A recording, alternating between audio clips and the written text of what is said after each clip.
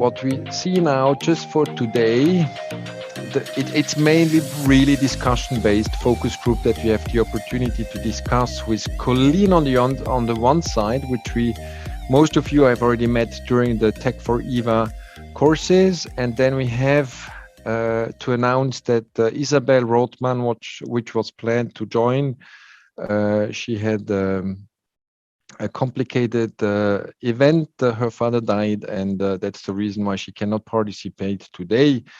And we have to excuse her for this session today. And that will also give us a little bit more time to discuss together with Colleen and Clotilde, which will be our second intervention for today, which is it's coming and joining us from the GSK consumer healthcare side, and the specialist in external innovation. And funny enough, she's not only working at GSK, but she brings quite a panoply of know-how in the room, which I think makes the discussion also together with her extremely interesting on the perspective of crossing from very early stage wellness, lifestyle questions, consumer goods towards the evidence-based approach, which is from time to time something which we rather like to avoid in the space of wellness and prevention. But that's exactly the topic which will be also the underlying discussion throughout the day. So that's the reason why I would introduce as a first speaker today. Jérôme will also help us. Jérôme. Marco, you can just mute him. You can just mute his microphone. Yeah, I Thank just you. have it on Thank that you. now. So that's very good. So welcome to Colleen, which we still remember. We have intensively discussed what she shall share today on the perspective of Phenomics on the one side, but also her large experience which she brings out of her former life for starting Phenomics Health as working as a consultant for on the one side for startups in different fields, but with a strong background also towards the consulting and strategic advisor role towards nutrition company in different type of settings. So Colleen, how are you today? Hi, I'm good. How are you? Very, very good. The floor is yours to tease us a little bit so we can afterwards also have a discussion with the different people around the space for today. Great. And can I share some slides? Yes. Now that's perfect. That's exactly the reason. I just wanted to make sure that everybody sees your nice face so they can find you on the picture again. Here you are. Okay. It seems to still be disabled for screen sharing. Can you, if you click on share screen, I think you have to allow multiple users.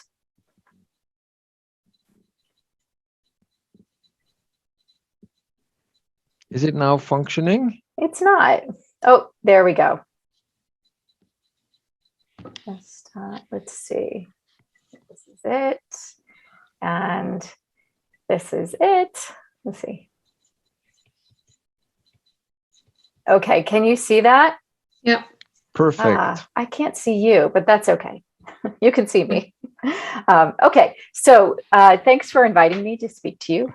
Looking forward to this actual discussion. I think there's a lot I could share here, and I picked a few things, hoping that it spurs discussion and somehow gives everybody maybe a little more perspective and background in the field. So my name is Colleen, and I am the CEO and founder of Phenomics Health. And at Phenomics Health, we provide precision nutrition solutions for hormonal health and aging in women. I just want to give you a little bit of background on my story. It starts in 1993. So I'm aging myself a bit. And that is when I became a clinical dietitian. I graduated from the best program in the country in the US, and I started practicing in the hospital setting as a classical clinical dietitian. I found myself in a female-dominated profession that at that time was completely disempowered and non-autonomous. We couldn't order anything. We couldn't diagnose. The most we could do with all of our clinical, medical, physiological, and scientific training was make sure that our patients' meal trays had the appropriate foods on them that aligned with their diet prescriptions, and that they received their protein shakes on time. That really formed the basis of my career going forward. As you can imagine, I didn't last very long as a traditional clinical dietitian, and I started branching out into other areas of actually research, and then ultimately landed in a genetic testing company. But it was during that time that I had another memorable event in my career, and that was when I had my 3 children, when the second and third children were 3 years and 18 months, respectively. They had severe eczema and neurologic disorders. They were already diagnosed with IgE-mediated food allergies, and as their dietitian mom, their diets were changed accordingly, but they did not get better. And it wasn't until I investigated functional medicine, as I was doing with my now genetics expertise anyhow, that I learned about some of the different, more progressive and contemporary strategies that could be used in nutrition to fix the gut, to fix the brain. And so we treated the imbalance, my husband and I treated the imbalance in my children's brain-gut connection. And within 6 to 9 months, depending on the child, they were in fact healed. And to this day, they do not have eczema. Their neurologic functioning is fine. And mainly it was their speaking. They are now multilingual children. So as you can imagine, this changed my perspective on what clinical nutrition is, what nutrition therapy is. So I had my conventional medical nutrition therapy, but now I had gone way to the other side. Flash forward again to 2018 when I defended my PhD, and I had a large emphasis in women's health research, where I saw why 4% of healthcare dollars are invested in women. And here I am before you today as a perimenopausal mother of 3 hormonally health challenged children. So all of this forms the basis of why Phenomics is here, the rationale for the products that we've designed, but it also forms the basis of how I, with 25 years of personalized nutrition experience, how I view the current and future of nutrition and healthcare. So just to kind of explain these different areas of focus, I mentioned I'm a clinical dietitian, and that's really the traditional medical nutrition therapy at the top that historically was very poorly reimbursed by insurance companies. And this created a lot of the resourcing and lack of empowerment, lack of autonomy problems I saw early in my career. And that kind of forms a foundation. But really, I don't believe that we can treat people just based on the conventional nutrition therapy that we use today. We have to couple it with some other areas of focus. And one is functional medicine. And this is really a systems biology approach to healthcare, where we treat the whole person as a system. These are the early adopters of systems biology science, integrating that science into practice. We've got integrative medicine, which is really like the Andrew Wiles of the world, that were medical doctors starting out early using nutrition supplements and other integrative therapies for their patients. And then, of course, we can't forget about the 2,000-plus-year-old Chinese Ayurvedic and indigenous medicine that for some time, I think we ignored in traditional medical care because we didn't have the conventionally accepted evidence base. But nowadays we see where a lot of this historic knowledge is very important, and a lot of it actually aligns nicely with some of the new technologies that we are experimenting with in systems biology. So I just want to talk a little bit to you about diagnosing health and the health disease continuum. And so if you look at this very, very simple plot, you will see a red dot at the end there. And that's really where we end up being diagnosed with disease, where we've got this accrual of cellular stress over time, such that the the problems sort of build up physiologically to the point where we are diagnosable with disease. And frankly, historically, when we've done research on people with disease, these are very defined outcomes when we want to influence their disease trajectory, reduce blood sugars. In the case of diabetes, for example, we can do that, and we can show this effect because it's an extreme effect that we're going for. But really, and this is something that I really daydreamed about early on in my clinical dietetics career, really where we want to be is where the green dot is on this slide, where we're actually treating people when they're having imbalances in their health, where we're diagnosing imbalances in their health so that we can then remedy those imbalances before we get up to the red dot where we can't go back. And in functional medicine, this is a really old version, but functional medicine, that professional group created a matrix model for practice. And they think it's interesting because in business, we talk about the patients, our story and how important it is to tell a good story to really engage the listeners and engage people in our companies. But in fact, also the patient clinical or the consumer story is also important. And this is where, if you look in the center of the circle, we've got the antecedents or the predisposing factors to disease and imbalance that, when coupled with triggering events, can lead to a whole host of imbalances that are elicited around the circle, such as inflammation or neurotransmitter dysregulation, or detoxification imbalances. Antecedents would be something like a genetic tendency, a triggering event might be something like a divorce, and so on, so that the timeline of the individual becomes important. And we know we can use lots of different things like nutrition, exercise, improving sleep, etc., to actually correct these imbalances.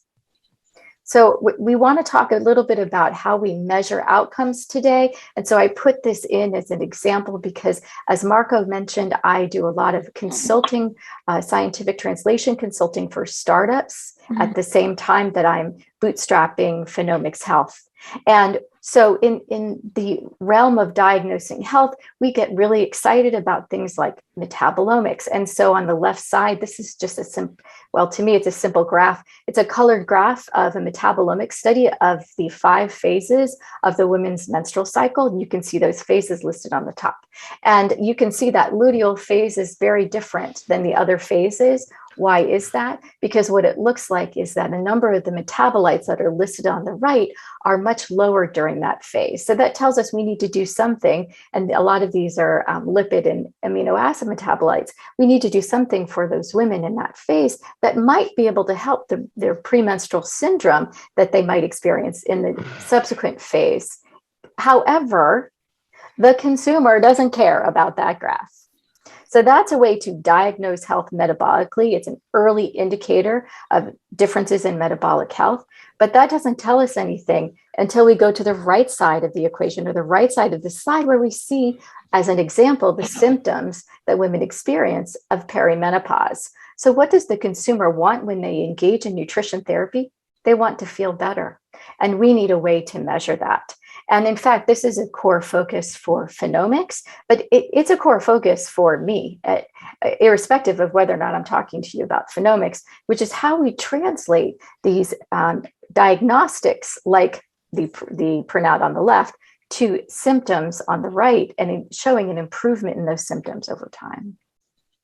I just want to point out the importance of benchmarking in this area, because there are and have been a lot of startups in this space of biomarker testing for quite some time.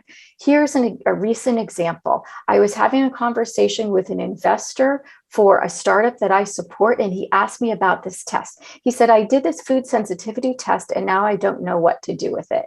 And I said, yep.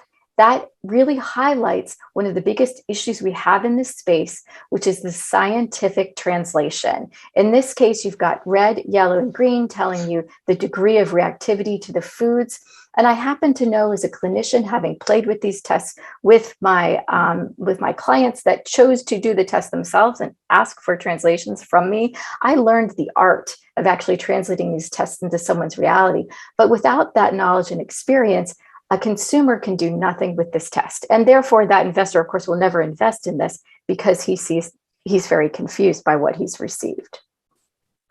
Another example of benchmarking that I wanted to highlight for you is in the area of genetic testing. So I have a long background in nutritional genomic test development, and I know a lot about the limitations in the field as well as the opportunities.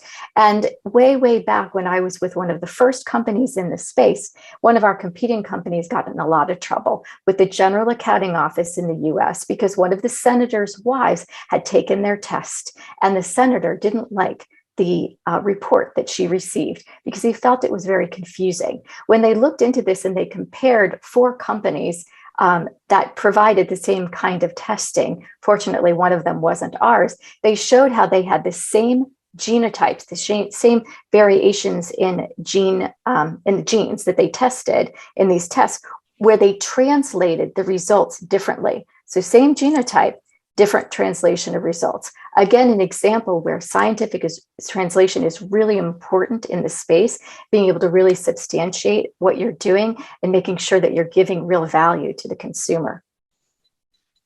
So what is the challenge and opportunity in the women's health space? From my vantage point, this is what I see. So this is a picture from Whole Foods. It could be a picture from anywhere, but this is when I was in the US, I was in Whole Foods, and I just took a picture of all of the women's health supplements on the shelf. And one of the problems that we have is that when women are perimenopausal and want to get, are interested and want to get engaged in using nutrition, they don't know what to do. It's overwhelming. And in fact, when you look closely at perimenopausal nutrition supplements, they just say for perimenopause. But perimenopause is a 10-year long trajectory with a huge variety of symptoms. And there's a huge variability in which ingredients, which nutritionals would work best, depending on where you're at in that trajectory. So the Phenomics health ecosystem boasts a solution to this. So what we are is we include in our program non-invasive assessments such as a symptoms assessment, omics and biosensing, non-invasive testing that we integrate into a digital translation engine. And then we provide a recommendations report with diet and nutrition therapies. And we actually partner with businesses. So we are B2B, and we've got a very specific, as some of you know, pivoted focus on nutrition supplement companies. And to be a little more clear, our MVP1 does not even use this non-invasive biomarker diagnosing health strategy that I'm so excited about. We're starting with symptoms because we want our customers to feel better.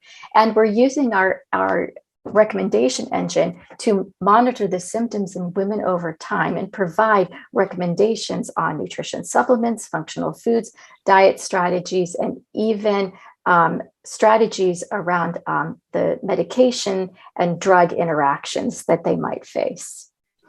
Our I should also point out that our B2B target are actually, there are 2 companies that own many nutrition supplement companies. I think of at least 17 in total, and they're owned by a larger company, which is in fact Nestle Health Science, that owns even more supplement companies. We've got interest already from the Bountiful company that makes that menopause relief supplement up there to build something and look at how we can recommend their supplements. So this is really exciting for us. But our MVP2 is where we integrate in clinician support and also this non-invasive biomarker testing strategy where we can give women a real-time assessment of what's happening with themselves physiologically and help them understand their response to their nutrition strategies. This is really important because, in fact, one thing that people don't realize when they start embarking on nutrition strategies for menopause relief is that it takes anywhere from 1 to 3 months to see an effect. So this is not an immediate effect that they see within a day or within a few hours. So being able to monitor these results, I think, is very important to give women what they need.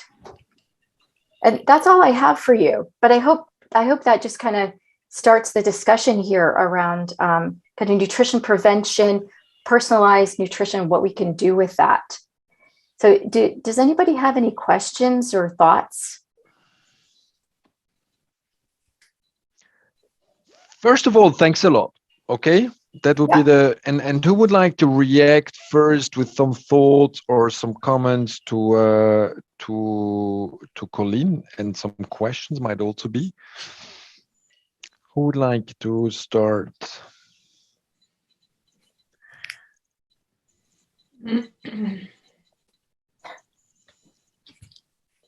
Oh, there is. I can break the ice. Yes, yes, Marco, please break the ice.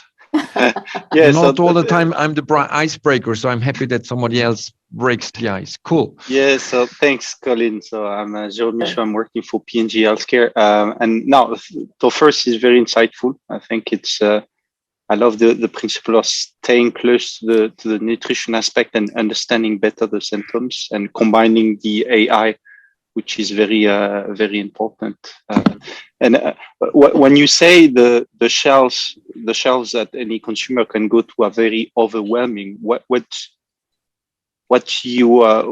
is the biggest challenge you see on that? Yeah, so I think from that vantage point, it is really the challenge for women that are trying to manage their hormonal health symptoms with nutrition. Because if you look at if you look at that picture I showed, am I still sharing the screen, or is it done? No, it's you can screen back. You just okay. I know I tried to get out and then I couldn't. So, but if you kind of look at these shelves here, like if a woman is going to the store to get a supplement for her perimenopausal health, and she's got, I don't know, hot flashes and anxiety, how does she know which one to choose there? And what you'll see, actually, a lot of these are for pregnancy. You've got some for PMS. Usually it's more on the bottom where you've got some of the perimenopausal health symptoms. If something says menopausal relief, the woman doesn't know what that means. I mean, the trajectory of perimenopause is 10 years. The beginning of the trajectory might be heavy periods and sore breasts. The end might be the heart palpitations and hot flashes. They're very different symptoms. And it's hard to make those claims, those specific claims with the products. So if we've got a decision-making engine behind it that can help direct women to the products, that's the idea. So you look at a few different menopause relief-like products, you're going to find very different ingredients, but those ingredients might actually impact different combinations of those 28 symptoms I listed that these women experience. Okay, so you would say it's as well a big part of awareness, right? Or being awareness on what are the critical symptoms and the offering, right? Yes, and that from that awareness perspective, also you can learn some of the very basic micronutrients that you could take as well that may not be on the shelf actually labeled as any kind of relief from anything, but simply a B complex or a multi-mineral or something like that. Okay, thank you. We have a question from Sanjana. Hi. Hi. Thank you for your talk. It was really insightful, and being someone in the same space, it really resonated with me. And so from what I understand is you're going to have a decision-making algorithm where you connect women who have certain symptoms with products, right? Right. So that is the pathway. So I mean, this overwhelm is really something that a lot of women face because of the number of products in the market. So do you think that eventually you'll also market your own product? Well, it's very possible. So I certainly have quite a few ideas on that front, and I know how to make products. And initially, I will tell you that the focus of Phenomics was much broader, and it was also to design the nutrition products and also skin nutritionals as well for anti-aging. And this is, a larger vision for Phenomics. However, when I look at the marketplace and I see so many products, like the space is so saturated, I asked, where is the real need and the real value that we bring to the table? And I'm not sure it is to make another product right now. It's actually to help people navigate what is already out there and to make the best choices, to know how to, what criteria to use to make the best decisions, to use what and when, and actually be able to evaluate whether or not those products are working. Okay, makes sense. Thank you for your question. I think the comments reveals, if you are just continuing on this path to say, okay, if we speak a little bit about your ideas, okay, you're logically coming in with a tool which might help for other products to position their products at some stage. But how do you design, or how do you foresee how your symptom engine, AI driven, whatever, will help, or how would you go from a go-to-market point of view? What would be your aims, if you could elaborate a little bit on that? Because I think we know that there are tons of different type of applications trying to go in a similar direction, but it's not so easy to integrate them. And you were mentioning two companies which are involved, which are again owned by Nestle Health Science, which seems to start to think that they should play a more important role in there. But on the other side, there is the basic strategy of Nestle Health Science, which says, yes, we still have to create the evidence of what we are doing. And on the other side, if you look in the food supplement market, creating evidence is something which is very complex. So how would you see your role, how to tease them, let's say, from a strategic point of view, if you might reveal some ideas? Just tease them from a strategic point of view. Well, what Nestle Health Science is going to face in the coming years, actually, you're probably already facing it, but not ready to see it, is how to navigate all of these different kinds of companies that they've purchased, of course. And what I can see from looking at the 17 different supplement companies owned between those two companies that I highlighted is that there are many different supplements that can be used to treat women's health symptoms. So to me, there's an opportunity actually to help Nestle, help Bountiful, help Atrium actually find a different avenue towards selling their supplements to more people and having a larger consumer base that is loyal and committed, so that they are actually engaged in coming back as consumers. They would have a larger repeat consumer base, because they will see the positive results of what they are doing. This also helps a company like Nestle look at a different way to slice the pie. We know that women are major purchasers of healthcare. We're major users of healthcare services for their whole family. And so if they're targeting towards these major consumers, their different brands, they're showing some major loyalty there as well. And I think there's also the potential for improved credibility of their brands, where we can say this product, this dosage actually has this impact on these women. Some of this will be research that is built up over time from consumer use, of course, because of the limitations in the field of what we know and the limitations, the outcomes that have been researched so far for women, particularly in perimenopausal health.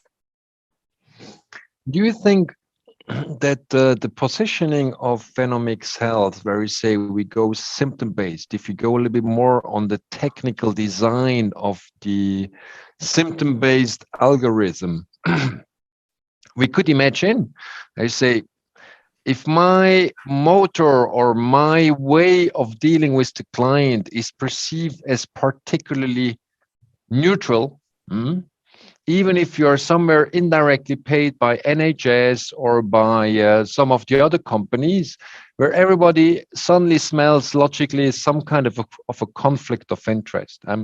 I'm particularly try just to at least to build up a scenario together with you, because the recommendation of using something or not is very much linked to the confidence you could have to some kind of a neutral advice. Okay, and as soon as you are making most valuable science in a way that it is linked to one of the big brands, the science is eaten away and nobody trusts you anymore. Okay, and this happens to big evidence-based companies, and we still do believe that also the pharmaceutical industry is cheating around. Okay. From a perception point of view, it's even worse than the banks. Just that we shortly remind that for people, they believe that the science done by pharmaceutical industry is done with a certain integrity, And I can believe there are few systems they are looking so heavily towards the integrity of the results than when you are doing it at the pharmaceutical industry. Very difficult to keep, but the perception in the market of the pharmaceutical industry is actually a completely different one. It's rather a negative one from a rating point of view. It's worse than banks, okay? Which is for me pretty astonishingly, pretty frustrating when you have been working at some stage in the pharma industry. We can afterwards ask Clotilde if she believes that she's working in a bad system. But the amazing thing, which I just try to say from your point of view, coming back to the question, when you're helping an instrument which at the end has a commercial interest to sell more of their products because they believe or they have a reason to believe that their supplement is good or better than something else, is that a challenge for you to show this neutrality? And what are you trying to do to be able to show this neutrality? Yeah, it's such a good question, a really good provocative, actually, question, because this is not an issue that's just faced in pharmaceuticals. This is, of course, also faced in nutrition. And from a nutrition supplement company perspective, there are limits what these individual brands can do because of this kind of conflict of interest. I guess I've got a few different answers to this. The first is kind of a perception answer. So in this case, we're talking about 17 different brands that have been accumulated, and that we would be making recommendations across those brands based on only what we think as an external party would work. And then we would be generating the outcomes data to show that it works. And we would have consumers reporting that they feel better. If it works for the consumer and they feel better, and we are not doing any harm, then at the end of the day, everybody wins. Now, that does not mitigate the issue of the larger conflict of interest perception that would remain. That is, that a big company owns the two companies that own all these little brands. That answer does not mitigate that, is what I'm saying. Mm-hmm. And I think that that's something that, if the larger company, let's say it was Nestlé Health Science, wanted to invest in Phenomics and buy Phenomics because Phenomics has been built for them, then that issue would always be there. However, there could be another way to contend with this. And I just want to put this out there. This is not something I've strategically worked on. Okay, because I'm not there yet, and I had to focus. But really, another way to expand this is to look at this as one piece of the larger whole for Phenomics. So Phenomics starts with Bountiful and Atrium supplement brands and generates the recommendations around those brands. Then Phenomics has a relationship with the larger company. Then that relationship can be such that this recommendation engine can also be built for other brands, for other companies as well. And if that could be put together in a strategic way, then of course that reduces the perception of conflict of interest. But the truth of the matter is that I'm not sure how well that would work. I think there's a lot of potential conflict there because you can have conflicting supplements that are the same across brands. I mean, there aren't that many that you need. And really, by working with like one big company, there's an opportunity to also identify if the supplements are missing, if there is a need to actually identify that need or improve the supplements that they have if people are reporting negative side effects to the dosages, or create new products like Sanjana was asking about. I mean, the other way to mitigate it is probably to only work with companies that you believe in, so that you define your pathway yourself rather than bias it internally because these bigger companies will bias your algorithm and they will want to put their products. They want their products to be more seen on your site and everything. So this is something that you could mitigate by working exclusively with companies, but then you have to think about your business model and things like that as well. Yeah, and that is definitely the challenge, is how the business model could be modified. In the case of working with multiple companies, it's a very different model. Yeah. I mean, it almost would have to be like nonprofit, with a different spin. Yeah. I think thanks for this input, because you are just mentioning the word which I think is very important, Sanjana, is the question about exclusivity or not. Okay. Mm-hmm. Question about exclusivity is usually jeopardizing completely confidence. Yeah. Okay. And when you're designing a model, and that's just the reason why I'm pushing that a little bit to at least discuss it together.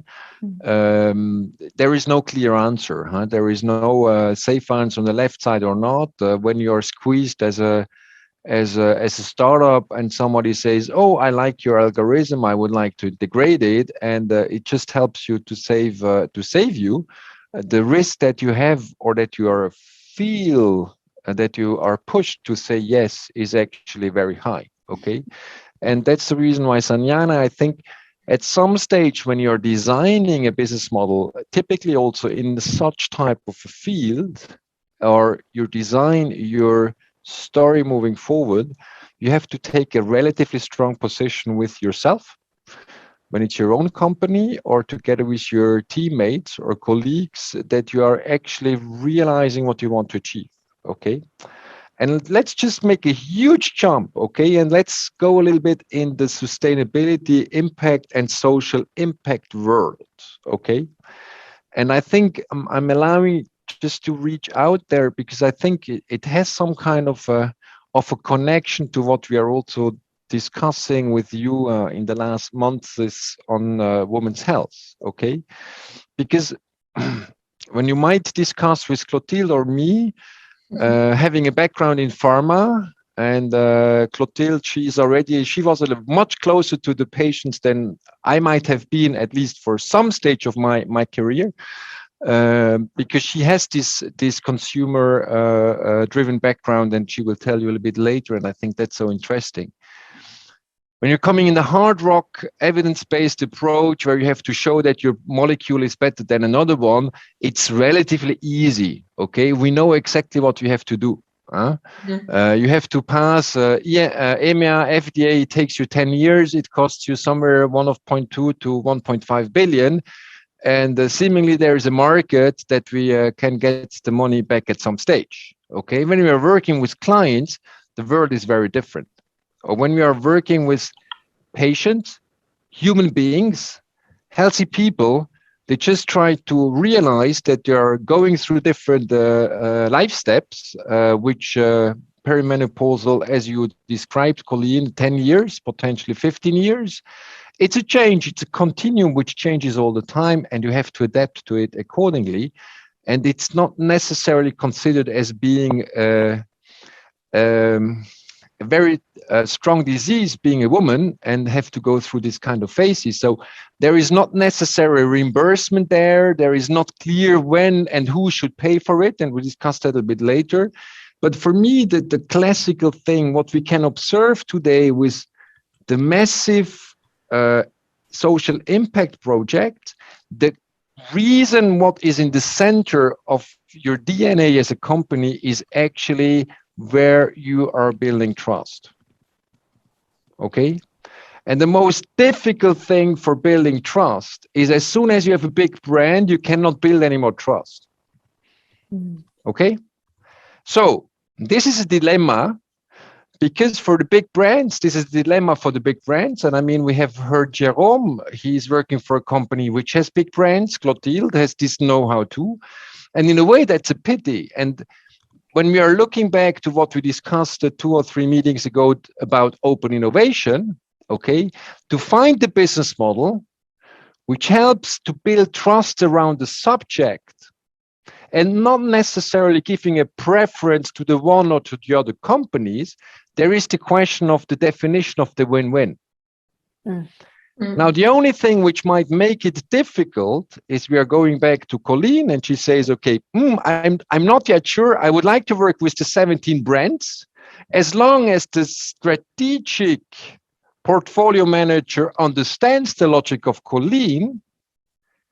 They might invest in Colleen because she believes, or the person will believe, that there is an impact to all of the brands because we are actually showing an advantage of an approach coming from the patient, coming from the consumer. But if you're going to the brand manager who is paid by his brand success, he might not necessarily have the same objective. Okay, so huge challenges. And I think I leave it right now here. If there would not be any kind of a reaction or comment from our near friends around. Where is our Jerome? Nancy, Clotilde. No, but you can hear me, right? Yes, we can. Okay. Yeah, definitely. I think it's a beautiful work that you have done, Colleen, and I'm very impressed. And I like this topic. Definitely, it's really close to my heart. Yeah, we have so many constraints internally at corporate level, and I love the fact that you can find a consortium between companies having some core expertise and core business, which could feed eventually the different steps of your tool or different layers of your tool to be more and more accurate and consistent in the proposition. Yeah, clearly that how to be how to offer the best strategy fit with our current corporate concerns or priorities. It's a big question mark.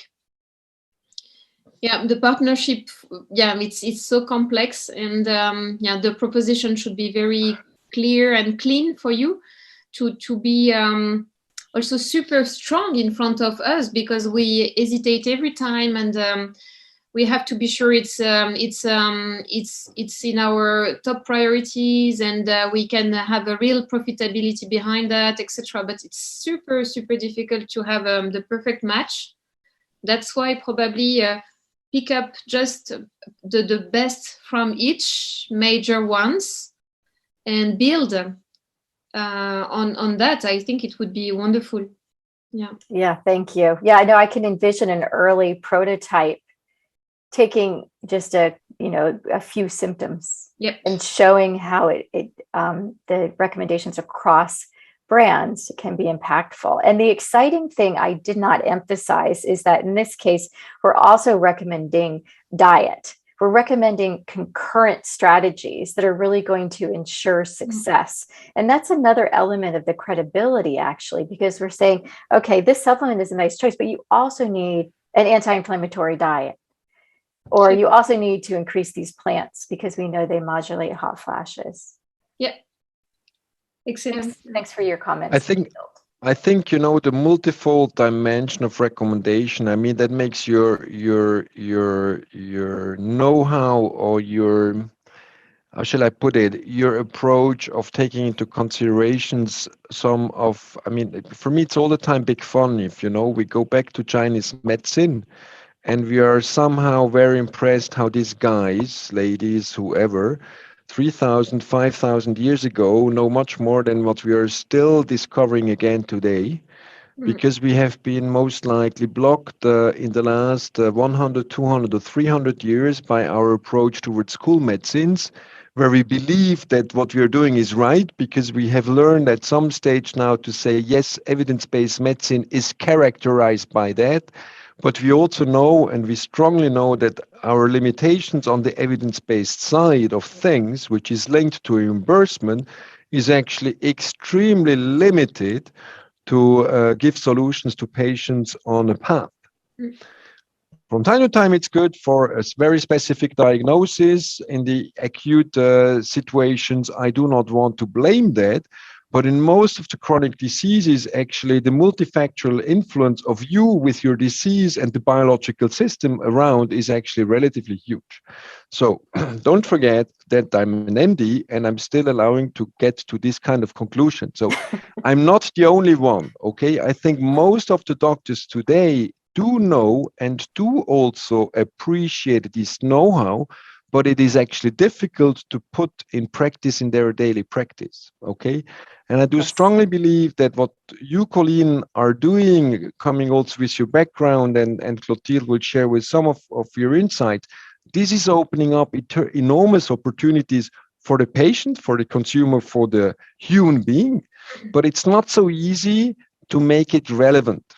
And I just would like to conclude because, and then to give over to Clotilde, what I think, or actually I have one question to Jérôme, okay, to let you react on your the closing statement. Yes, thank you. Yes, the attack towards the P&G guy.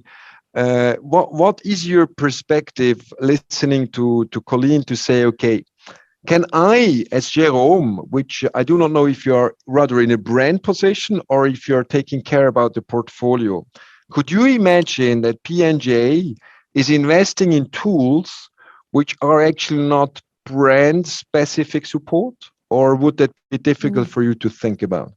No, I don't think it's difficult to think about that. I mean, again, the beauty of having like working across categories is building scale, and it's not necessarily product specific. It can be skill specifics, right? On how you connect closer to the consumers. I think potentially learning, and I don't know if you're investigating this, Colleen, maybe you won't have time to answer that question. It's in terms of the feedback, getting consumer feedback is very important. And I think if you play on that and if you crack this one, yes, that opens clearly some doors. And just a few reactions based on what I've heard from Clotilde, you, Marco, and the team. I think playing on the recommendation side builds trust, which is very important for the consumers.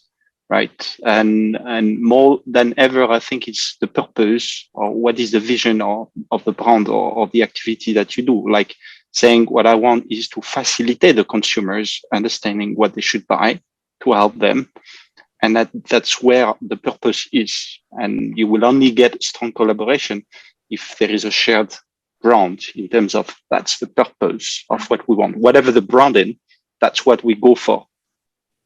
May I just ask you one question? When you go for a restaurant, okay, and you go into a city, and I do not know, I have to invite Clotilde because I meet her in Paris, because we know that we are per accident together at a congress. What is likely the tool which you're choosing, which gives you the highest level of confidence? You're asking me specifically, Marco? No, everybody. Okay. Everybody. Just to break some ices for everybody. How we pick a restaurant in Paris? Oh, is that what you're asking? Yes. I would like to invite you, Colleen, in a restaurant in Paris. Where do you like to go? So the first thing I would do is I would do a search for gluten-free restaurants, because it just so happens I am gluten-free. I know. Okay, I accept this one. I have to appreciate the gluten-free restaurant. Okay, then we go for gluten-free. And then what would you do now? And then I would call them to find out if they're really gluten-free and if they still exist, because often the gluten-free restaurants go out of business. Okay, so we have already quite a bit of limitations. What would you do, Simone? Simone? I would check references from other customers, whether the restaurant is having... Yeah, but where? Please, hey, online, guys. TripAdvisor. Yes, but thank you. Is TripAdvisor is your number one or not? Google. That would be my number one. Yours number one. Who is for TripAdvisor? No.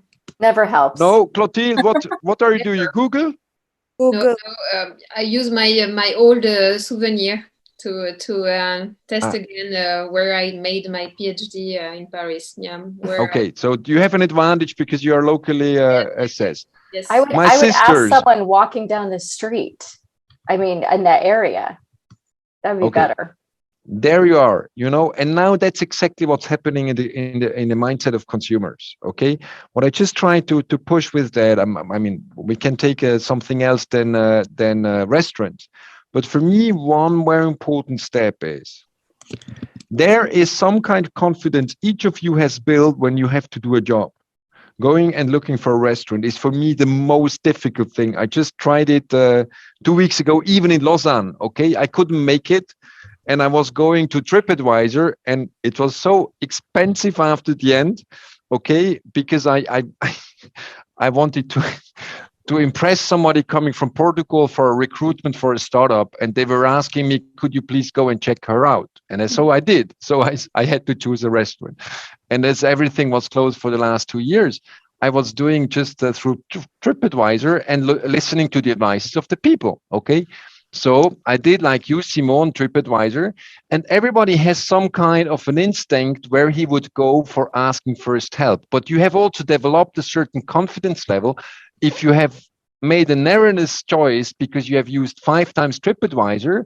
TripAdvisor was, I think, extremely good 2-3 years ago. Today, we are not anymore so sure.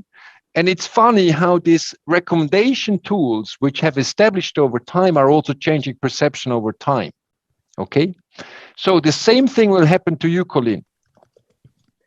Potentially. Okay? Because you're also a recommendation tool at some stage. So your question is from a strategic positioning point of view is actually how to overcome it. I'll just make just an idea. You know, I have never right. But when you go back to what we have learned 2 sessions ago or 1 session ago with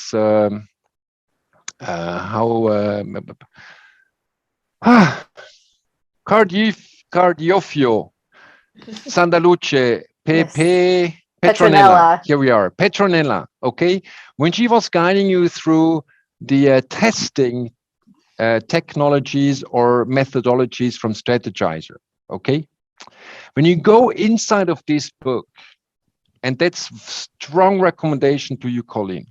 If you want to go in an exchange of collecting continuous results, symptom-based back from your patients, the way you collect them and you structure this information is your methodological value point, which can differentiate you from others. The more you show your methodology and you make some kind of your methodology a stage, the people they are judging you as scientifically serious will recognize your methodological approach in testing and getting feedback. And then you can sell it. Because the people they are saying, where do I get good recommendation, is because the methodology of testing is well done. Okay? And let's just make an extreme, and most likely Sharon will kill me soon, because it's linked a little bit to the industry, which she knows a lot. If you go to L'Oreal, okay? Who knows L'Oreal?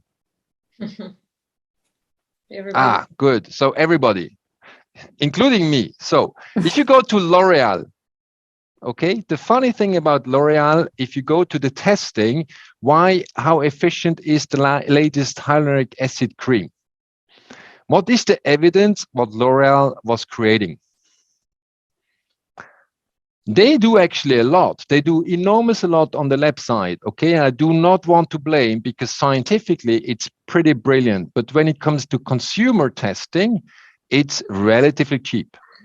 Okay, because you can go for a test of 10, 20 or 100 customers and just say, are you happy or not happy? And you get this kind of rankings. 87% of all the tested patients were happy with the result after 3 days, and they could perceive that they had less wrinkles or whatever. Okay. The same thing is for toothpaste. Okay. The validation out of this scientific small tests are used for marketing reasons. But today we are not believing anymore that these results are actually helping to position the brand itself, because it does not work on the confidence. So if you can work in your methodology of evaluating, and typically for a program like you, Colleen, on the methodology, how you get feedback back, this could be, in my view, potentially a game changer. So we should now jump to another topic, Clotilde. Let's just introduce you to Clotilde. Yeah. Clotilde is a big fun in our ecosystem here around the lake. She's a mass challenge judge. We have met there, and we have all the time big fun together of looking into the different type of startups. And particularly what I like with Clotilde, she has a very strong background. She's a pharmacist by training, but that was not enough for her. She was continuing on, if I remember well, on bioengineering, Yep. And then on top of that, she was not satisfied again, and she did on top of that a PhD in communications, which led her today as a strategic marketing innovation advisor, not only with now with GSK in the consumer health care industry, but she has a strong background also in Nestle. And what she will guide us a little bit through, and I think that's a wonderful connection to what Colleen was introducing us, is to say also a little bit these wrinkles of thoughts which big corporations have when they look towards innovation. And I think it's particularly interesting just also to listen to Clotilde, what she can share with us. Yes. Okay, cool. Thank you so much for that. I'm trying to share my screen, but I'm not. I will take it away. It's yours. Ah, wow. Is it fine like that? Oh, wow. Ah, we love it. Yes. Ooh, okay. Okay. Thank you so much for the invitation. I'm really happy to be here today. Yeah, I'm a little bit exotic fish, but I think all are. I was recruited 5 years ago by GlaxoSmithKline. I'm based in Nyon, close to between Geneva and Lausanne. It's ex-Novartis site. I'm purely dedicated to consumer healthcare over the counter, and I really want to talk about some aspects with you. But I don't know if it will tell me and stop me if it's not at all an interest for you. But I worked a little bit for you to draw some global trends in women health, what is happening in the current market in terms of product launches. And I want also to open the discussion about external innovation ecosystems into this area. And I want also to challenge you and to understand better from your point of view how to build the future in women health. I want also to introduce myself a little bit more again, because I think it could give you a good, I don't know if you see the full screen. So yeah, I am really exotic because I have two backgrounds, double backgrounds, pharmaceutical one and food industry engineering background. And it was not enough at all. It's never enough for me. And I decided to do my PhD in information and communication sciences, very focused on how to use information in order to position better your future. And I did it for the head of the National Institute of Health, or the INSERM, biomedical research. It was really new. It was early 2000, and how to treat information in order to position better your innovation into the market. It's really linked to more, not market intelligence, it's really science and technology intelligence, if I can say, meaning you use structured information such as patents or clinical trials or scientific papers or grants, because it's really well structured information that you have on the web, accessible, to match some pieces of the puzzle and to preempt eventually the future, to understand what is under preparation at scientific, clinical, technical level, in order to understand what would be eventually launched on the market by your competitors. And it's fantastic because it's a kind of crystal ball to manage better what would be the claims that the nutrition or health companies could build for launching a new product on the market with a claim on the pack or consumer benefits. It's beautiful also because you cannot use only structured information on the website, but you use also the collective intelligence of your colleagues. Because if you have a good scientist around you, if you have a medical affairs team or regulatory team, you can ask what they can perceive from external world, and then bring a story for the future about the environment of the future. So I did a job for the National Institute of Health, INSERM. CNRS was my first job, actually, and I was in charge of how to valorize what it's done in the public labs into industry, and how to make the transfer of technology between public and private companies. I moved in the National Institute of Health for doing this PhD of information management or treatment in order to build better the strategy of the future in scientific policy. And I was recruited by Nestlé in Lausanne, in a Nestlé Research Center. And I moved very quickly in the headquarters for supporting the R&D strategy at global level. It was a fantastic journey for me because I touched all categories of Nestlé: healthcare, Nestlé nutrition, pet food, breakfast cereals, or dairy, ice cream. It was just crazy because the goal of my job was how to use scientific and technical information in order to anticipate the future and to position better the strategy per categories. And then by nature, if you understand what is happening in front of you as a competition, you also can understand what other innovators do. And finally, not directly competing against you, but might become a partner of innovation. It's a kind of complementary approach, competition, but also others with who you can partner. And it was super interesting to finally add this complementary approach to say, I know my competition, I know how to approach them or to understand them for the future, but I can also eventually, if I'm not enough strong for in-house development, I can use some innovators from outside. So naturally, I moved as innovation partnership and licensing manager for Nestlé for the last 5 years of my career within Nestlé, to build a partnership of innovation and to license some technologies in order to launch new products with a partner. And 5 years ago, I was recruited by GSK for doing the same, but with probably more granularity and more impact as a member of the leadership, which is great. And I'm very focused on pain relief and also on respiratory and skin health. So, and in parallel, I am a co-leader for the Women Leadership Initiative, and it's fabulous to understand better how GSK handled this Women Leadership Initiative properly. Okay, so moving on, this picture, I love this because I found that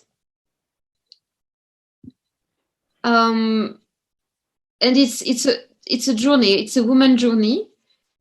It's a woman health life cycle throughout the life cycle. And I just noticed some points. I will share my slides with you if you're interested, because it was published in 2015 apparently, and in Irish Times. So it's lovely to see that at the beginning of life, finally, we have no big difference between men and women or boy and girls. So, but more you grow up, more you can have some specificities. And I think the companies or corporates and smaller companies or startups have a look on the different options of how we can handle better the health of women or young teenagers, girl teenagers, or elderly. And you see that, for instance, for teenagehood, contraceptions is a key, or early hormonal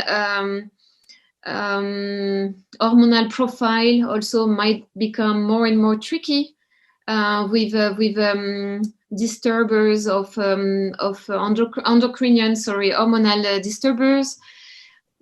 More and more we are facing some issues. So we have the pregnancies, pre and postpartum. We have also more and more after 40 years old, autoimmune disorders. And then we have menopause, premenopause, menopause, postmenopause. We have osteoporosis issues, heart issues, blood pressure. And then also you see we live longer than men for the moment, but we see that more and more we have some cardiovascular issues because we smoke like men. And then despite that, we live longer anyway. And then we have a lot of dementia, Alzheimer's disease, neurodegenerative issues. So, and I think it's very interesting to consider that, and also the everything about hormones clearly may have an impact on our life. As I said, I wanted to show you some key figures that I picked up from the Mintel database. It's a product launches database. Just to tell you some key figures, to share with you what is happening apparently in the world, and to see that more and more we see product developed to support women's health and nutrition. And it's key facts, probably nothing new for you, but good to just to reposition a little bit the topic, to see that women recognize the importance of health and wellness and are expecting brands to meet their individual nutrition requirements. It's like Colleen presented also earlier. We see that in India, for instance, we have 37% of women expecting food and drink brands to offer more products focused on women's health. We are talking about something not super based on clinical evidence, finally. We need more healthy food and drinks for women's health. In the US, we talk about 36% of female consumers aged 18 plus put a lot of emphasis on the nutritional and dietary aspects on their health and well-being. In China, 73% of female consumers will adjust their daily diets to meet their special nutrition needs during each stage of pregnancy. And on the product database, I found that it's a focus on key nutrients that are important between women's life stages. There are some common foundations, if I can say. When I worked for Nestlé, we talked about iron deficiency. Definitively, it's kind of foundation of women concern to see how we can overcome and how we can supplement women in iron, for iron. Here you see that it's a 3 product launched. One more in Europe, the other one in South Korea, and the other one in UK. We cover different stages of life. Iron for supporting the onset of puberty of teenage girls. It's really interesting because it's linked to periods. As a GSK, for instance, we are very interested by knowing how to support better the menstrual periods pain and how to relieve that. And we have pretty interesting new herbal medicines where we can eventually add a real proposition on the market. So we also target pregnant. As you can see, it's not GSK. It's out of GSK. What I'm showing you, it's what it's launched in the world. Pregnant and breastfeeding women for DHA and more, actually. For combination, for instance, of probiotics plus DHA, omega-3 and 6. We have also for menopause, we talk about vitamin D. It's not super new, but it's something which is on the market.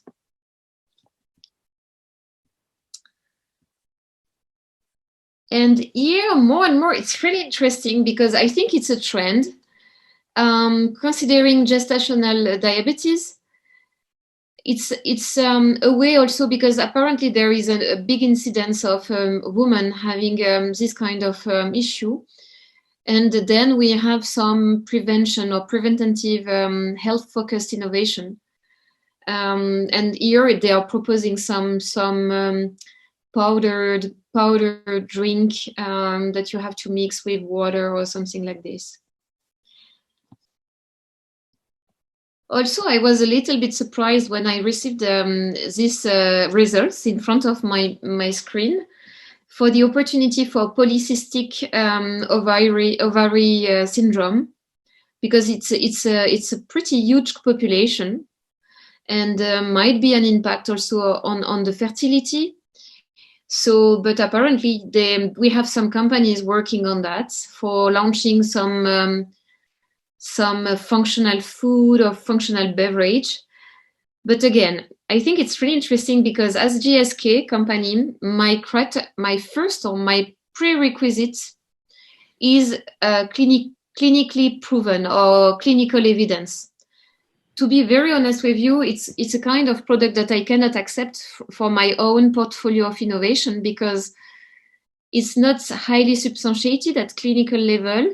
And I will have some troubles to consider this company or this product as a good partner for my own portfolio of innovation. But may I allow me to ask a question, Clotilde? But if you're looking now around, we have some specialists. When you see a product like that, okay, with this indication, PCOS, polycystic ovary syndrome. Who would like to make a comment out of your know-how? Because everybody of us brings a different type of know-how around the table. Yeah. Mm-hmm. Who would say, wow, this sounds interesting. What is your first reflection when you see it? Cool? Nice? So I love it. I would like to test it. What I like about it is highlighting the issue and highlighting the fact that there are some advanced nutritional solutions. Like that idea is really great because we know for sure, intuitively, we all know there are some advanced nutritional solutions. I also feel looking at this brand that they're courageous to put something out there already. And then I say, okay, where is the evidence? Are people really going to feel better? How are they going to tell it matters? So, in the context of what? I mean, guys, stop to look all the time after evidence. Why? No, because just test it. Yeah. Just test it. And if it works for you, it's fine, no? Okay, Marco, you are highlighted the placebo effect eventually, but you know, No. Sorry, let's be serious.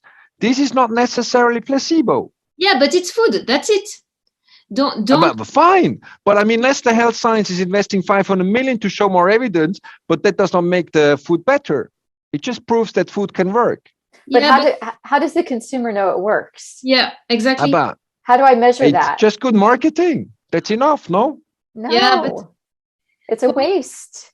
For me, the word. Who would support my suggestions? Nobody. I'm really sorry. So, Jerome, can I get a little bit of support from you, please? Yeah. So sorry, my son is crying. We have a kid sick at home. Yeah, I think. Congratulations. Yeah, you yes, you raise a good point, which is, as long as the perception of the consumer is going to be improving my health. I mean, at the end of the day, whether or not you have data that supports it. So. You meet the need, right? You meet the need of the consumer. The primary need, maybe not the fundamental need, but that's the perception first. Then the question behind that is more about if that's really what is happening, which means there is no data that supports it, and this is a purely marketing element. Yeah, is about the about the equity and the trust of the brand toward the consumers, right? So, and some people will like it, some people won't like it. But... Marco, it's fine, and Jérôme, it's fine to let this company doing what they want, but to be very candid, if you want to put the reputation of big company like us in front of this pack or the product, I will never put my logo on the pack because it's very hard claim. First, there is an issue for the diagnostics of that, the diagnosis. Today, it's like endometrium. So hard to understand if it's real impact for problems or metabolism or reproductive age women. To be honest, first, it's understand the issue that this PCOS could create. And second, from corporate point of view, I cannot accept this kind of claims and mix of ingredients. But it's fine.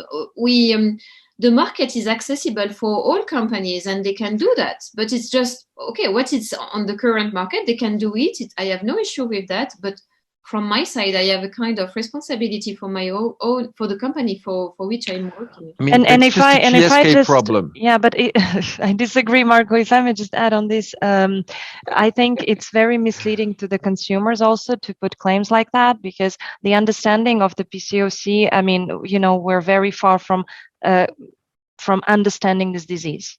And I know how many women suffer from this disease, how painful and difficult it is. There is also stigma because it can be linked to obesity, right?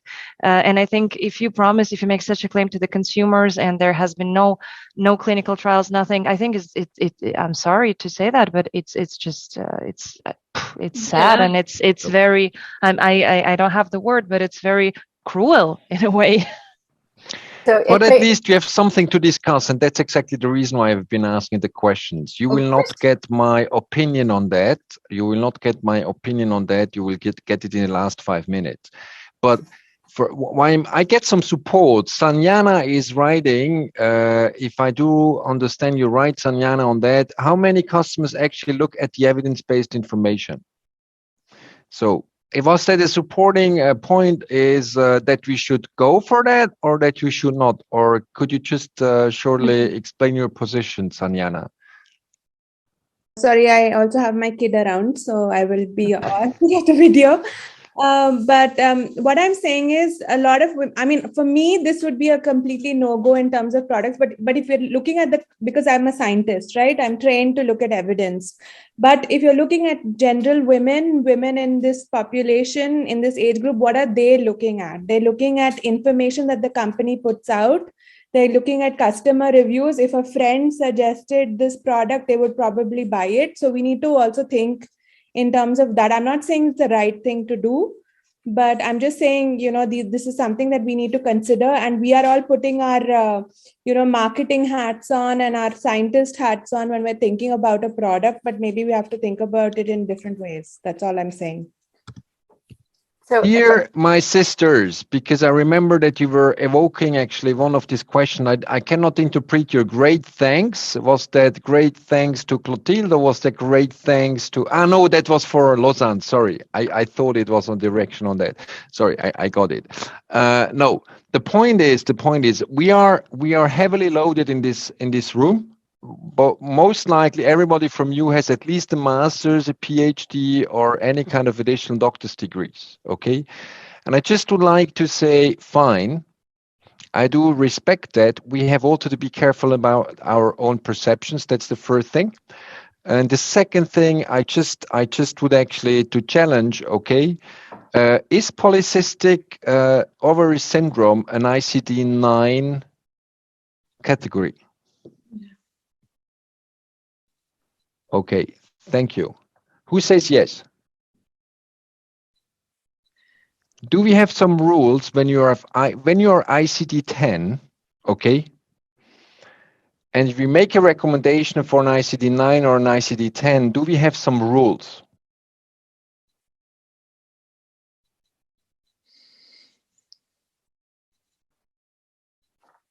Can you sell a product into the marketplace without evidence, without the claims, when you're treating a disease which is stated in an ICD-9?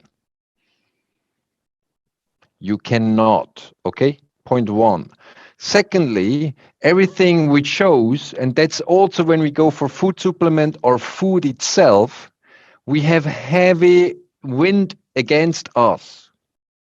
Okay, now the problem is that the regulatory, and we are not speaking about EMA and we are not speaking about FDA, but we are speaking about the health claims linked to food and food supplements. Okay, it's one of the most heavily discussed topic, at least in Europe. I cannot pronounce myself in US. Okay, US is slightly more complex on the food side.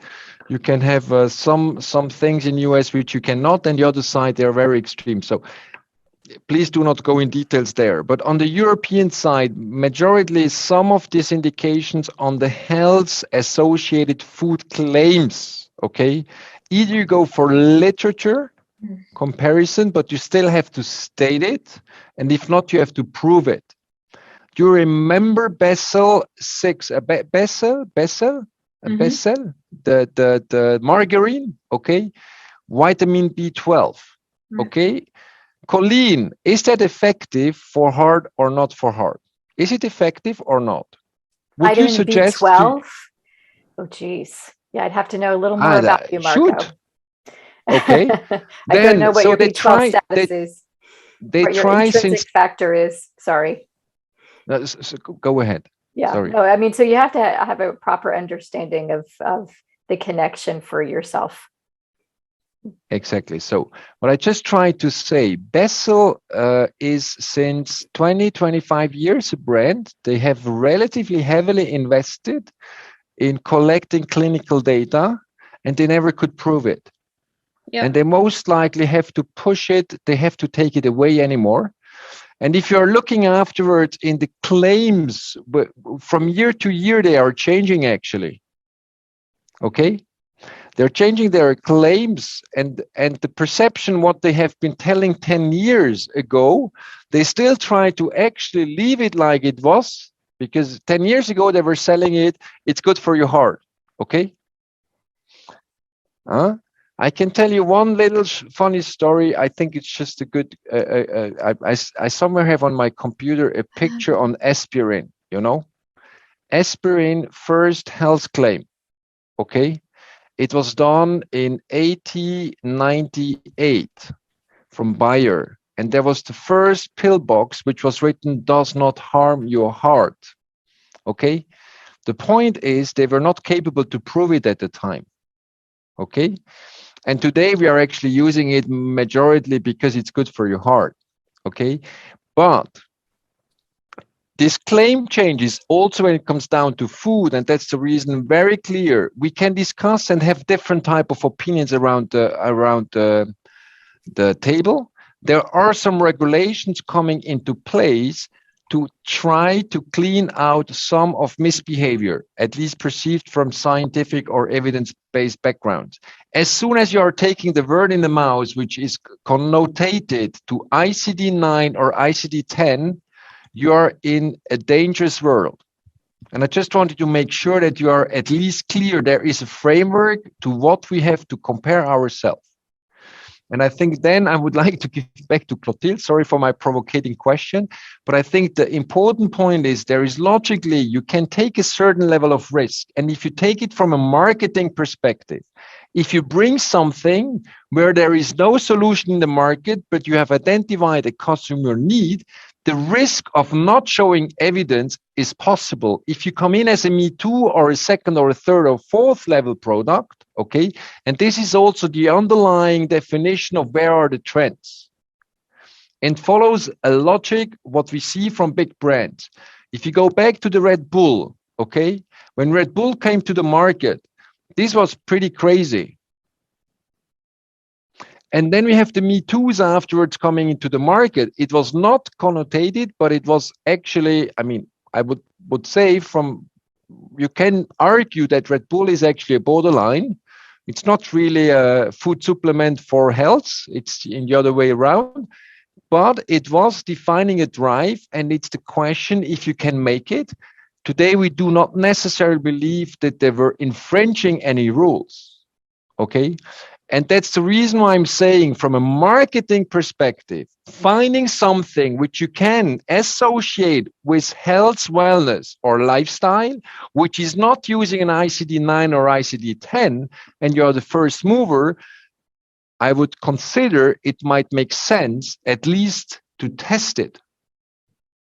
If you can have evidence, the better it is. If you cannot pay for the evidence, go out and test it and go back and make the evidence in the next step.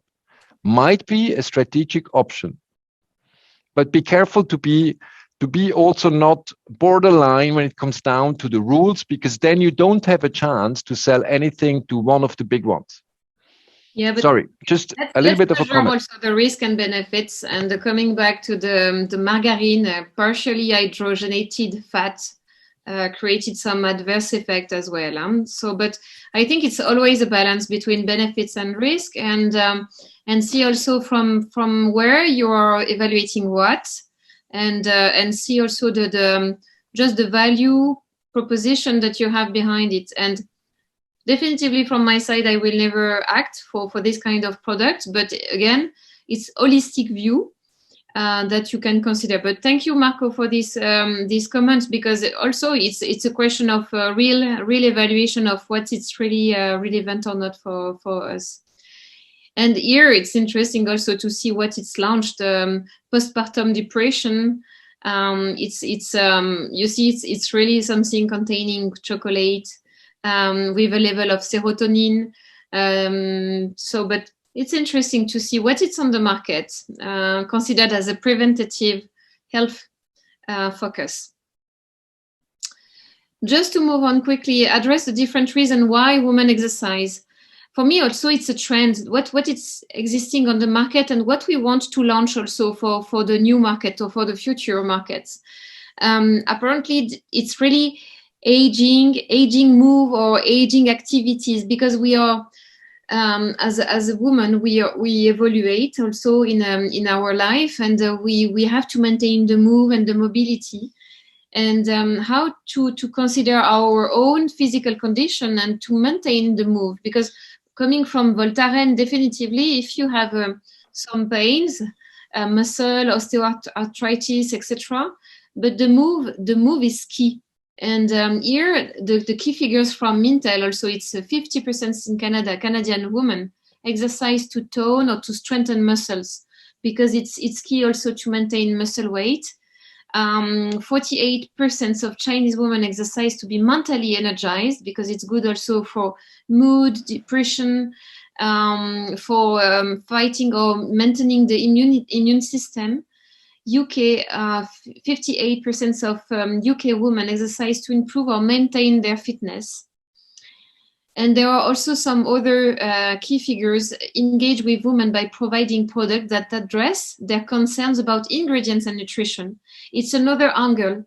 It's how to feed me or how to eat well.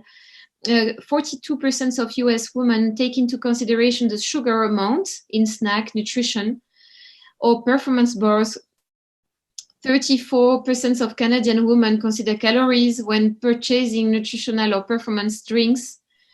35% of US women take into account artificial ingredients. It's really interesting because 2 weeks ago, the French researchers highlighted the fact that every year we consume 4 kilograms of additives, preservatives, 4 to 10 kilograms. It means it's 2 pieces of sugar per day. But it's just scaring to see what we eat concretely. And again, the side effect of the product that you have currently on the market in different parts of the world use a lot of artificial sweeteners, artificial colors, and it's more true for the gluten-free product. It's highly industrialized processing food. Same for meat analog or cheese analog. You can find on the market a lot of products which sounds more healthy, which is not the case because it's really processed food.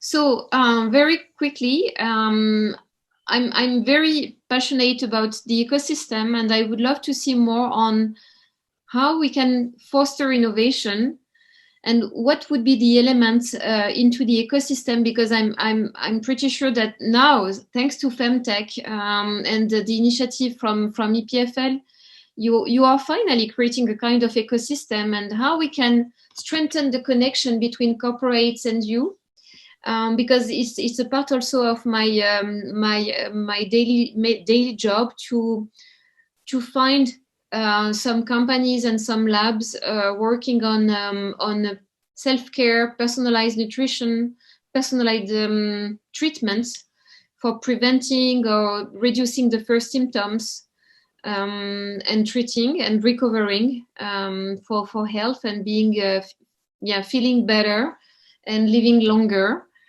So and we are currently working with some ecosystems for artificial intelligence and for respiratory, for instance, with GSK.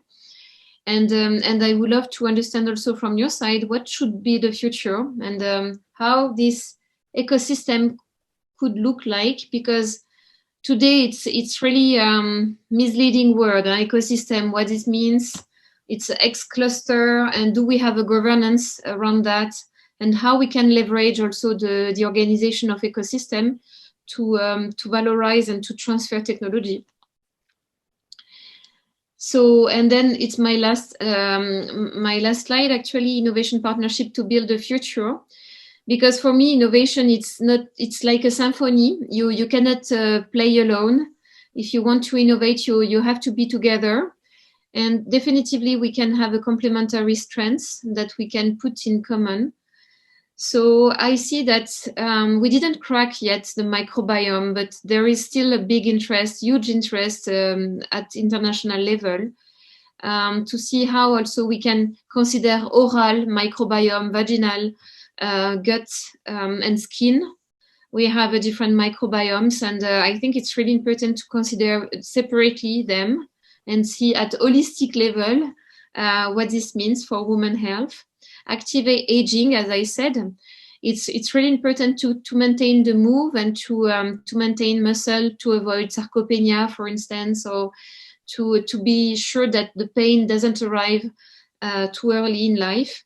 Diversity, because we are all different for sure, but how to manage the diversity at individual and collective level. As an active woman, how you personalize your own nutrition, for instance, when you have to cook for the whole family. I think it's really challenging. I love also the part of home medical testing for sexual transmitted disease. I think it's wonderful to innovate in this area for having tests in home. And of course, plant-based, because it's a new word, and we want to replace meat, and to also to supplement in high-quality proteins, vegetal proteins, plant proteins. CBD, it's a part also of my my strong passion to see how we can help women also to reduce pain for some aspects by using CBD or a part of THC. We are fighting against the regulatory pathway, but it's really interesting, and I think we are at the beginning also. So, but it's different angles that I would love to develop with you today if you have some comments to do.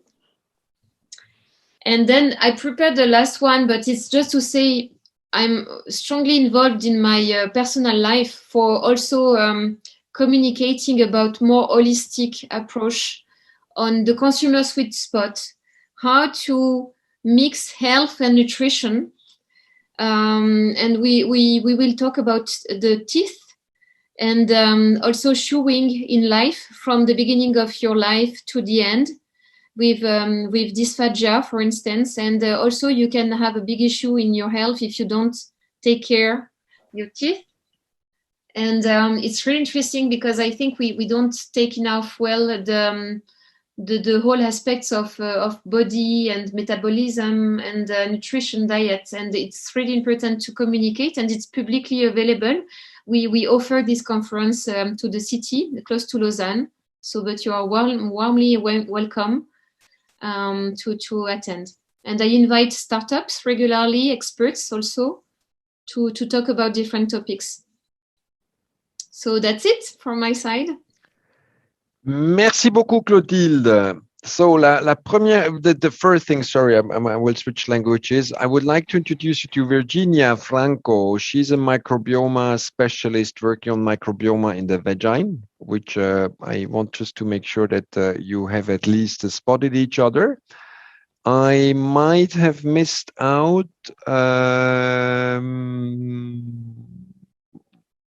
some others which would potentially love to react on your suggestions on this slide. Thanks a lot. So Martin, Simon, Nancy, and we have lost most likely due to the kid Sanjana. Mm-hmm. But if you would like to react, I think it's really an opportunity, because I think the fascinating thing is Clotilde logically has the job in her role as GSK to think about how to structure next steps. They have it's not all the time easy to build priorities. Clotilde can just not say, wow, that is something which I love. And then she has all the time to think how to sell that up also towards the global strategy, I think, from GSK. But I think it's really an open call to say how to support, how to learn from each other and move into the next step.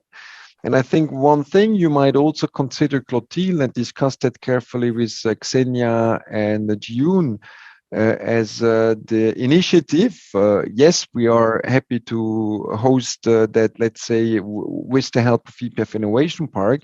But I think there is also a strong driver coming from Group Mutual, why they have been focusing with this Tech4Eva program really to center women health, and it might be that they are even very happy if there are other corporates joining them towards the future of this program for next year. So that would be something which I would at least invite you all to discuss more carefully. So Virginia, would you like to speak and to ask something of Clotilde, or at least to make sure that you can make a nice contact with Clotilde and to have a coffee or at some stage?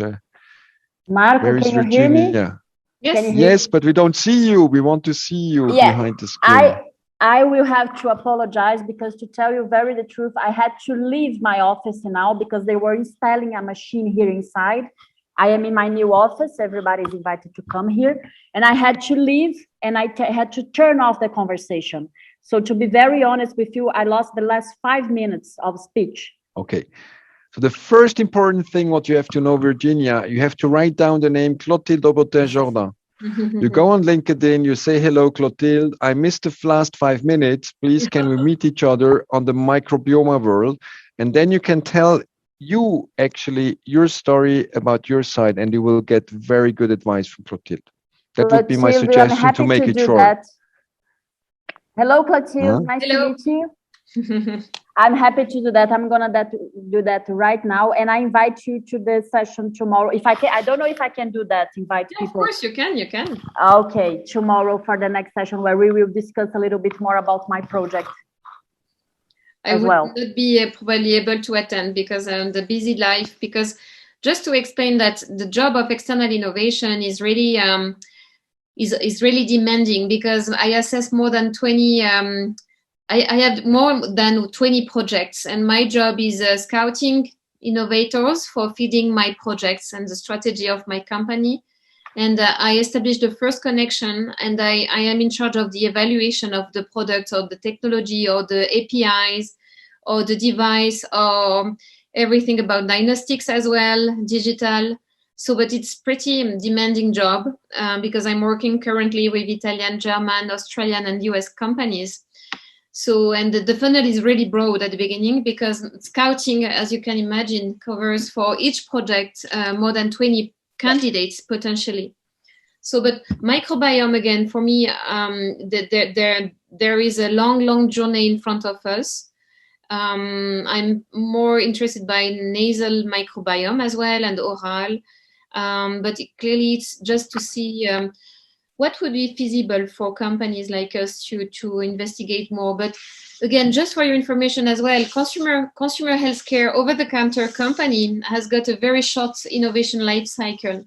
Yes. And we need to innovate within the next 2 years. And it's really challenging also for my job to understand something very close to the last stage of development or something ready to use with some approvals already in hand.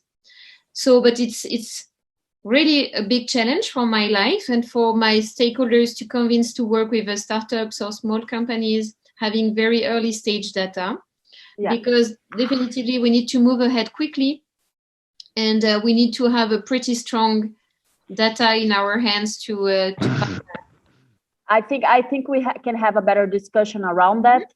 I will for sure. Thank you, Marco, for your recommendation. I will do that right now, and I think we can help with that. Okay, cool. Please have a better notion. I think it will be helpful for you as well. Excellent. Okay.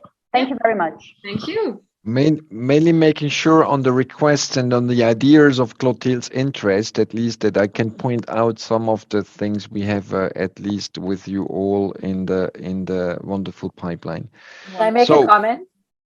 Yes, please, Colleen. So at Phenomics, we have a huge interest in the microbiome, not for MVP1 or maybe even MVP2, because of some of the limitations that we know in the translation of the science. But we also are very excited about the interconnection between the skin microbiome and the gut. I believe in the future we will be able to diagnose our gut dysbiosis via the skin. It's a beautiful, non-invasive testing opportunity. Yeah, and I will also have a comment on what she said, or Colin said, is that there are also recent researches in the gut microbiome, as she said, but in women with polycystic ovarian syndrome, for infertility women. So it's a huge world on that. It's a very interesting area when you start connecting microbiome with women's health. It's enormous. It's enormous and fascinating, and it's a huge opportunity. And we just have to hone in on the best translatability, the best opportunity to really help women with this information. We might have a huge challenge, when we are looking the last 30 years on microbiome research. Okay, it's also a bit what I do believe we have been missing out on some of the information, because our instruments looking actually to inside of microbiome did not necessarily have the right precision. Okay. I do believe that the next wave of microbiome research will have to consider big data anyway, but it's afterwards population-based changes and transactional hypotheses to manage, to validate. Not easy when it comes down to evidence-based, okay? And everybody who would like to go to invest a lot of money in microbiome-derived products, okay, will be a huge challenge, because to prove it at the end towards the new trends, precision and translational approaches is actually, from a data point of view, quite a bit of a risk on the microbiome side. And that's a big request for everybody who is working on microbiome. Please continue, okay? But also to realize that the amount of coming to the right level of evidence is not so easy, okay? No.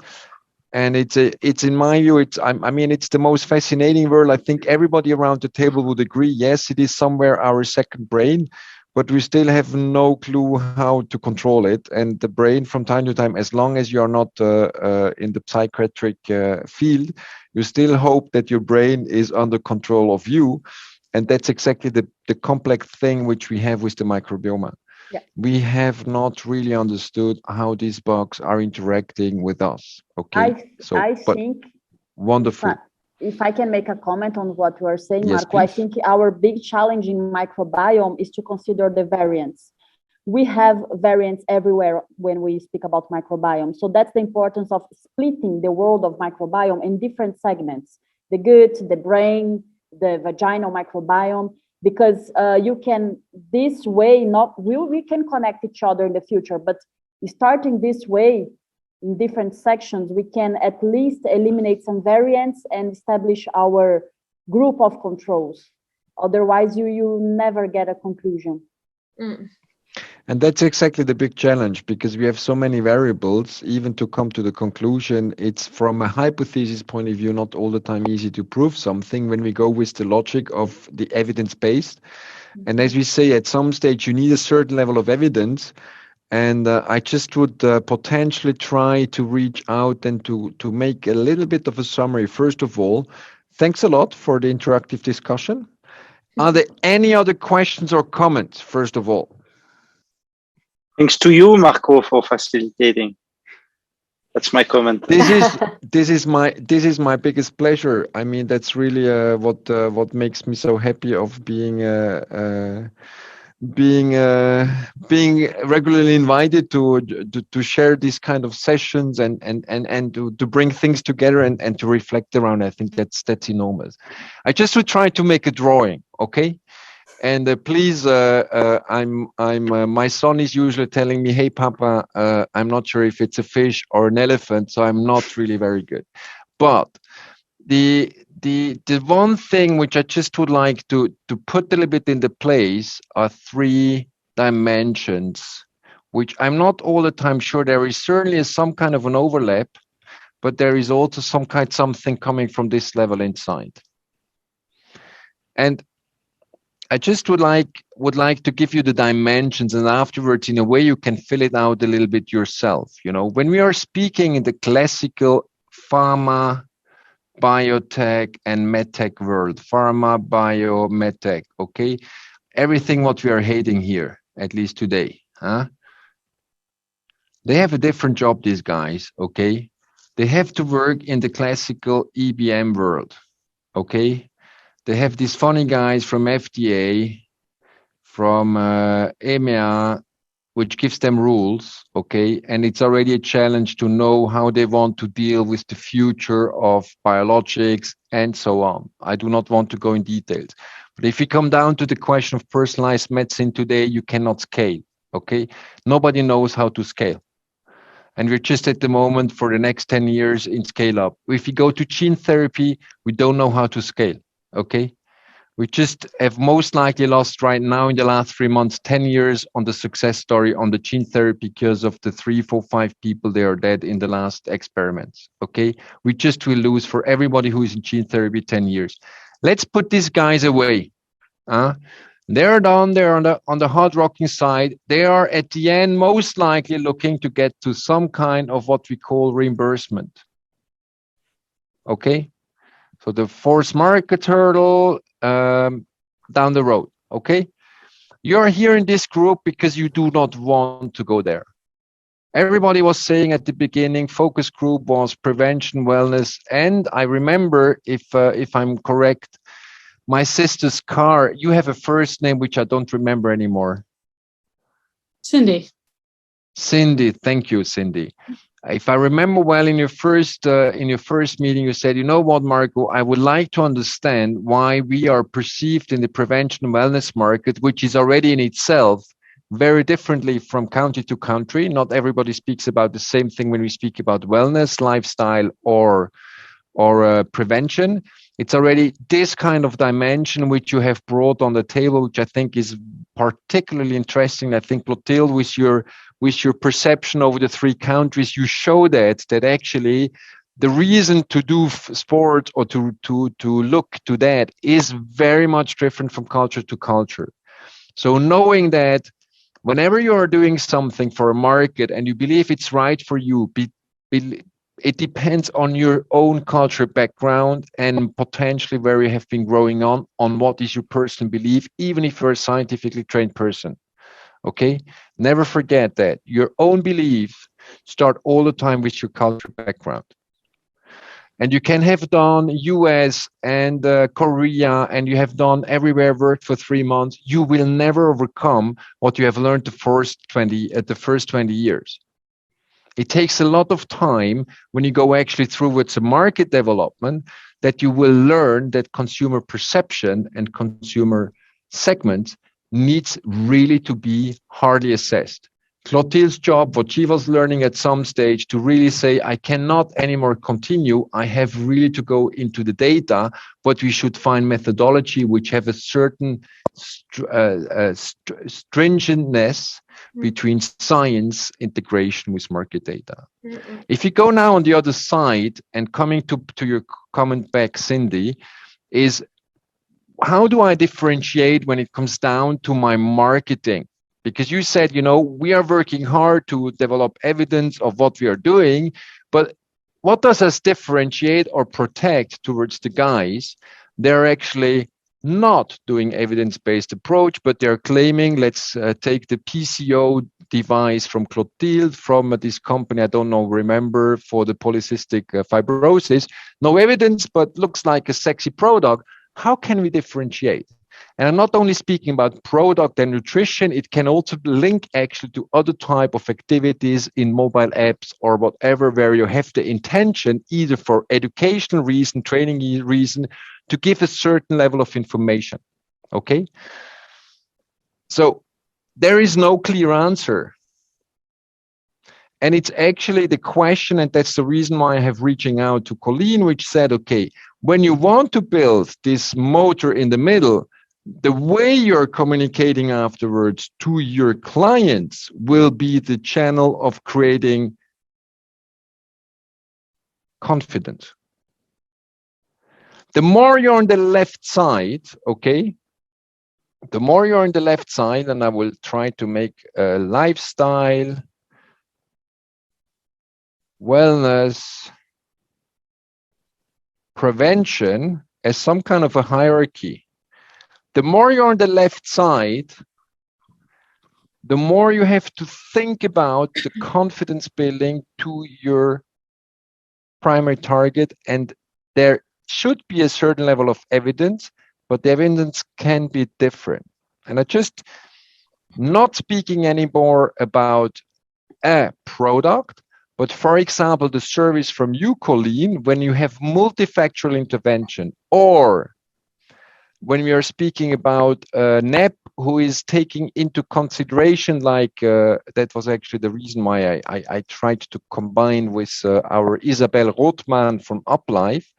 When you go for multi-intervention, or for Vulve, who is a company which you remember, all of you have seen them, which is doing the assessment of vulvodynia and is offering today a program which takes into consideration a coach.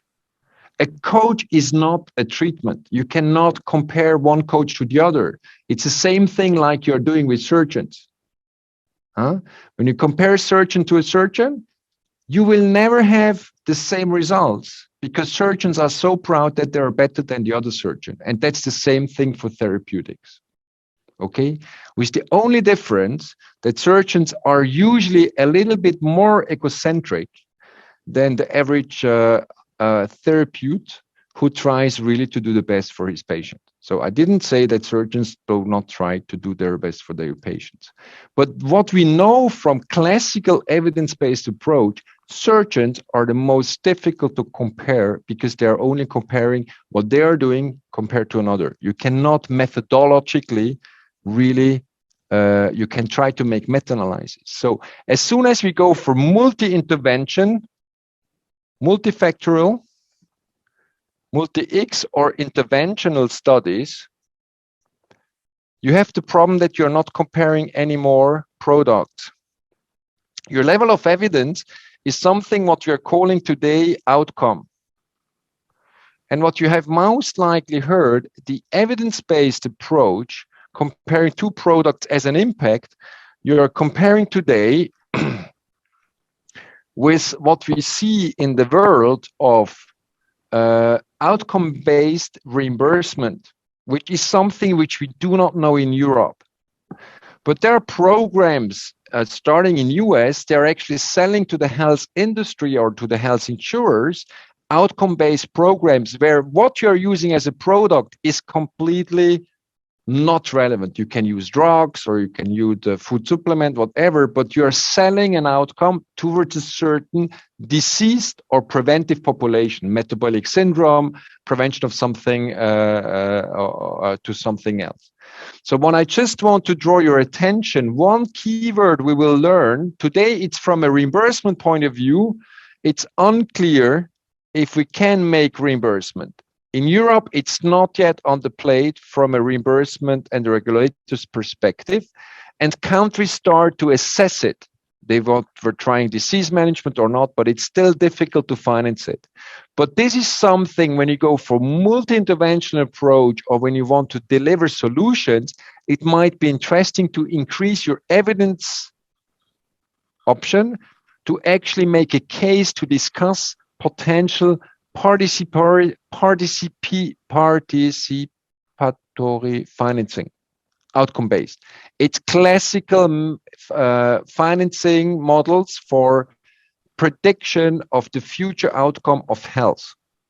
And this starts to become interesting typically when we are looking to diabetes or something else. Just one keyword, look once Virta Health and try to understand their business model. They were raising 150 million last year, and they're doing nothing else than having a call center to try to optimize something towards the future. Okay, so I just one idea, Virta Health as a lookup, and then we are coming to the last point. When you are here okay, where we do not have what we have discussed today, it's most likely out-of-pocket payment, which is the majority driver, and we're coming logically back in the classical marketing, positioning, development confidence of having a good product and being able to sell it.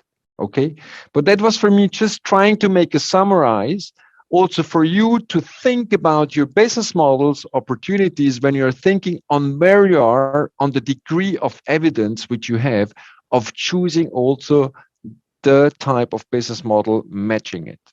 Okay, that would be some kind of a last reflection towards the future discussion for you all. And I really, really thank you a lot. It was all the time a big fun with you, some discussions, some interactions.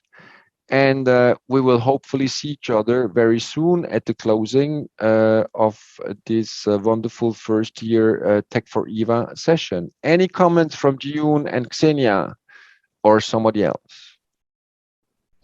It was really interesting. Or somebody else. I wanted to know if there was somebody else who wanted to talk before me and Jiyun we close the session. First of all, I was going to make one comment, and I just want to highlight for people from the nutrition product wellness kind of perspective. I've seen where products have come out in the marketplace as out of pocket direct to consumer that later on become insurance reimbursable. So you can also think of a strategy where you actually create the need and you show the need, and the insurance payers can buy in later. Exactly. So the brutal thing is, the better you are developing something, it does not make it usually so easy to sell at the beginning. So all this kind of what do I do to which step, and start to look around you. Logically, you're all the time unique. But the brutal thing is what we learn when we are building our story as a startup, that actually down the road, we can have benchmarks, we have comparators, and we can most likely learn from them to move into the next step. Thanks a lot for that, Colleen. Any other comments?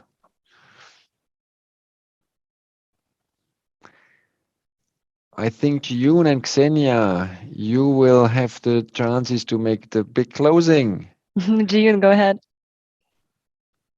Well, thank you, Marco. It was really interesting discussion to arise between no evidence or before the evidence, or outcomes. In South Korea, it's quite interesting. I think it also depends on the cultural backgrounds. In South Korea, probably all the pharma or food supplementary company, they had a certain criteria to report no harmful to the human being or certain type of outcome evidence.